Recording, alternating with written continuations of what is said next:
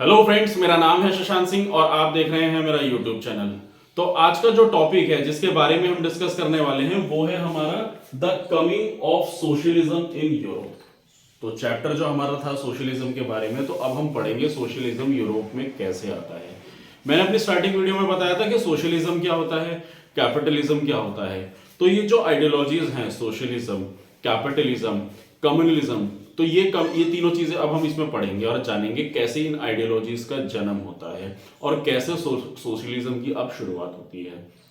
तो अब आप सोच रहे होंगे कि सर हमने सोशलिज्म बेसिकली है क्या ये चीज। एक्चुअल में इसको लेके काफी सारे स्टूडेंट्स का एक कंफ्यूजन हमेशा ही रहा है, क्योंकि वो बहुत बेसिक टर्म्स में इनको बोला गया है और ये एक इकोनॉमिकल टर्म्स है, ये सोशलिज्म, कैपिटलिज्म, कम्युनिज्म।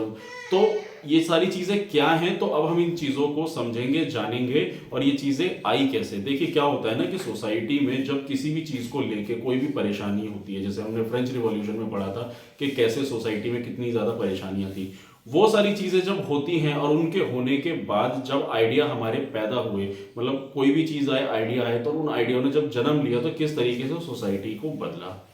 तो अब हम बात कर रहे थे सोशलिज्म के बारे में कि सोशलिज्म क्या है, क्या सारी चीजें हैं, कैसे यूरोप में आई थी। तो चलिए शुरुआत करते हैं और फिर जैसे जैसे आप चीजों को जब जानेंगे तो आपको सारी चीजें क्लियर हो जाएंगी। तो देखिए सोशलिज्म क्या है। So far reaching vision of how society should be structured was socialism. यानी कि यूरोप में लोगों को समझ में आ गया था कि एक दूर का विजन दिख गया था कि जब तक सोशलिज्म नहीं आएगा तब तक सोसाइटी में चीजें ठीक नहीं होंगी। उसके बाद वो कहा गया है कि the mid 19th century socialism is idea spread a lot, और बहुत ही ज्यादा ये सोशलिज्म का जो आइडिया था ये स्प्रेड होना शुरू हुआ। तो अभी तक यही नहीं समझ में आ रहा सोशलिज्म है क्या। आइडिया तो स्प्रेड हो गया, पर ये है क्या सोशलिज्म।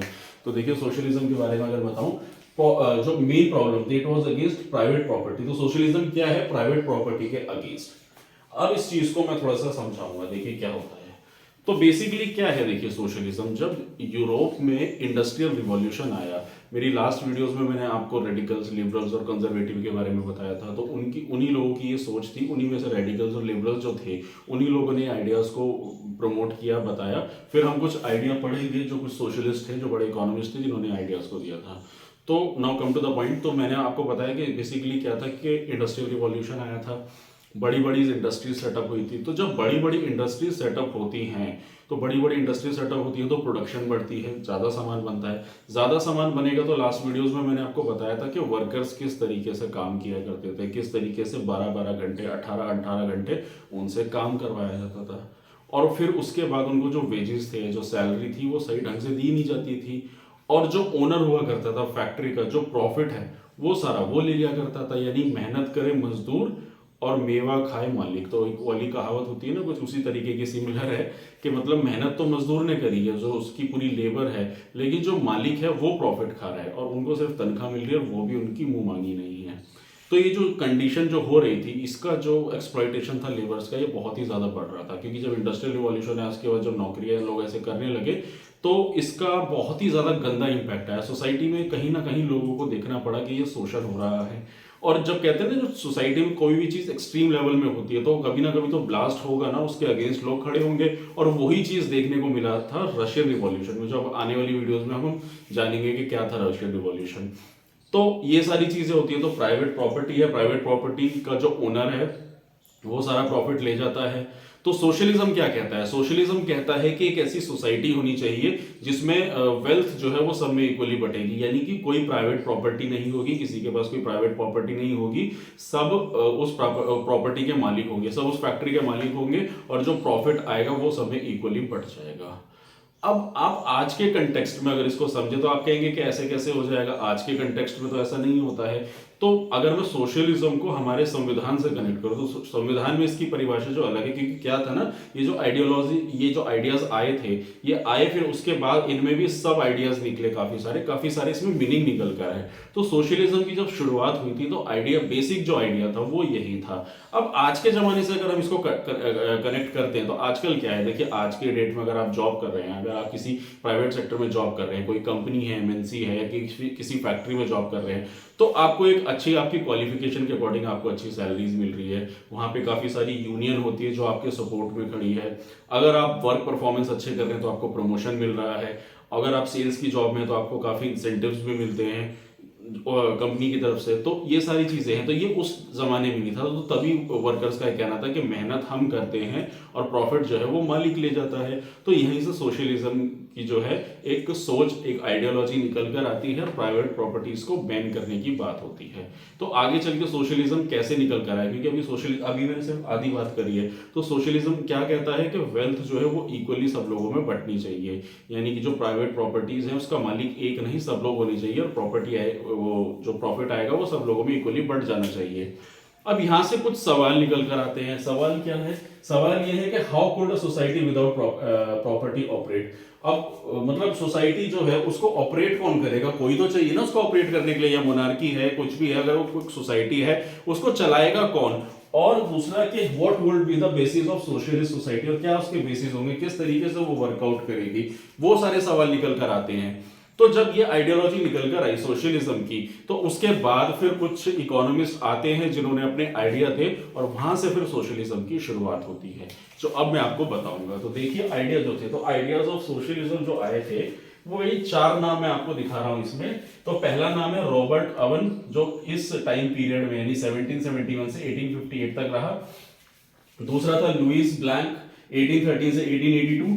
और कार्ल मार्क्स के बारे में आप लोगों ने अक्सर सुना होगा, अगर नहीं सुना होगा तो आने वाले टाइम में वो इकोनॉमिक्स में इनके लिए पढ़ेंगे। बहुत ही ग्रेट इकोनॉमिस्ट थे, यही एक सोशलिज्म की आइडियोलॉजी को लाए, फिर वो कम्युनिस्ट जो अभी आगे मैं बताऊंगा आपको। और उन्हीं के दोस्त थे फ्रेडरिक एंगल्स, 1820 से 1895 तक। तो ये जो 4 इकोनॉमिस्ट थे, जो इनके आइडिया स्प्रेड हुए और उसके बाद किस तरीके से सोशलिज्म निकल कर आया।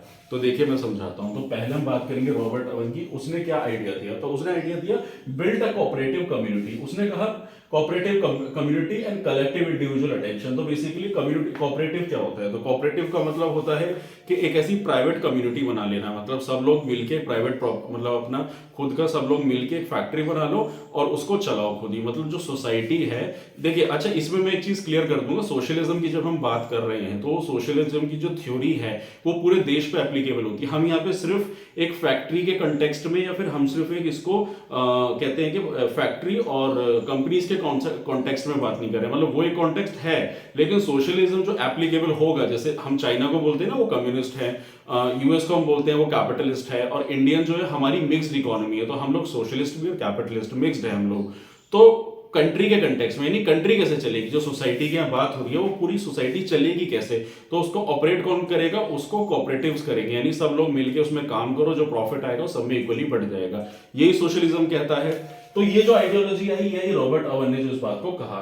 फिर उस आइडियोलॉजी को आगे चल के लुइस ब्लैंक, उसने उसको सपोर्ट करा। वो कहता है support government encourage cooperative to replace capitalism, यानी जो कैपिटलिज्म था, अब यहाँ पे जो वर्ड कैपिटलिज्म निकल कर है, कैपिटलिज्म यही था, यानी कि जो प्राइवेट प्रॉपर्टीज थी, यानी कि प्राइवेट कंपनीज के ओनर जो खुद प्रॉफिट लेंगे और बाकी सबको सैलरी देते हैं, इसी को हम कैपिटलिस्ट कहते हैं। और इस कैपिटलिस्ट सोच, उस जमाने की कैपिटलिस्ट सोच के खिलाफ थे, इसलिए सोशलिज्म आता है।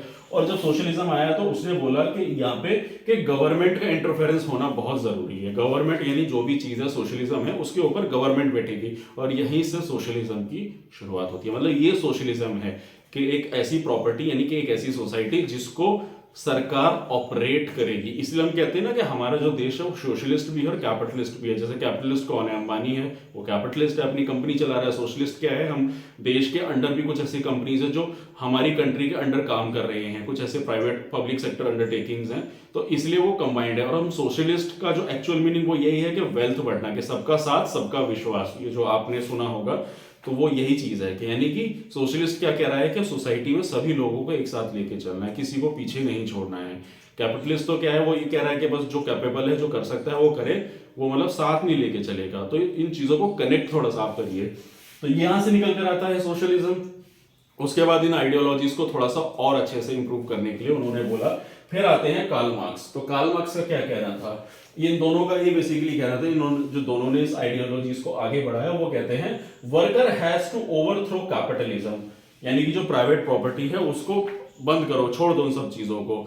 और उसके बाद क्योंकि वो एक्सप्लॉइटेशन हो रहा था बहुत ज्यादा, और उन्होंने कहा कंस्ट्रक्ट अ सोशलिस्ट सोसाइटी। और उनका जो सोशलिस्ट सोसाइटी का जो कहने का जो मकसद था उनका, वो निकल कर आया यहाँ पे कम्युनिस्ट सोसाइटी। तो कम्युनिस्ट सोसाइटी और सोशलिस्ट सोसाइटी, कैपिटलिज्म मैंने आपको समझा दिया, प्राइवेट प्रॉपर्टी थी, और यहां से कम्युनिस्ट सोसाइटी निकल कर आती है। तो कम्युनिस्ट और सोशलिस्ट, उसमें बस सिर्फ इतना फर्क रह जाता है कि सोशलिस्ट सोसाइटी में गवर्नमेंट ऑपरेट करेगी और कम्युनिस्ट सोसाइटी में वर्कर्स में ही इक्वल वो जो प्रॉपर्टी है, वो फैक्ट्री है, वो इक्वल वेल्थ उन लोगों में बढ़ जाएगी।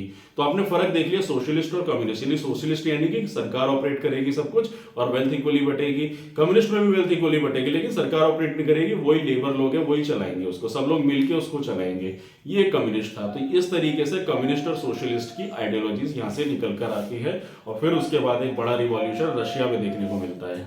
फिर आप जानोगे कि रशिया में किस तरीके से रिवॉल्यूशन आया था, लेनिन आया था, स्टालिन आया था, वो सारी चीजें आने वाली वीडियोस में आप सारी चीजें पढ़ोगे। तो दोस्तों ये था मेरा टॉपिक जिसमें आज मैंने आपको एक्सप्लेन किया किसके बारे में, द कमिंग ऑफ सोशलिज्म। तो सोशलिज्म की शुरुआत यूरोप में कैसे होती है और वहीं से फिर सोशलिज्म और कम्युनिज्म कैसे निकल कर आता है, कम्युनिस्ट जो था।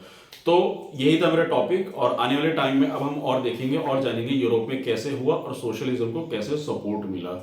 तो दोस्तों ये था मेरा आज का टॉपिक। आज के लिए इतना ही। अगर आपको मेरा काम पसंद आ रहा है, अगर आपको मेरी वीडियोस अच्छी लग रही है तो मेरे चैनल को सब्सक्राइब कीजिए, मेरी वीडियोस को लाइक कीजिए। और एक इन्फॉर्मेशन और देना चाहूंगा, मैं काफी सारे वीडियोस अपलोड कर रहा हूं, तो मेरी दरखास्त है, एक रिक्वेस्ट है मेरे स्टूडेंट्स से कि अगर मेरा काम आपको सही में अच्छा लग रहा है तो प्लीज आप उसको कमेंट में जरूर मेंशन करें। और मेरे काम में कोई कमी अगर आपको किसी तरीके से दिख रही है तो प्लीज उसको भी आप कमेंट सेक्शन में जरूर मेंशन करें। मतलब मुझे मेरे कोई काम में कमी है या मैं कोई पूरी इंफॉर्मेशन नहीं दे पा रहा हूं तो प्लीज उस इंफॉर्मेशन को भी आप प्लीज मेरे कमेंट सेक्शन में जरूर डालें, सजेशन प्लीज देते रहिएगा। तो यही है मेरा आज का टॉपिक और हम मिलेंगे अगली वीडियो में। तो आज के लिए इतना ही। Thank you very much.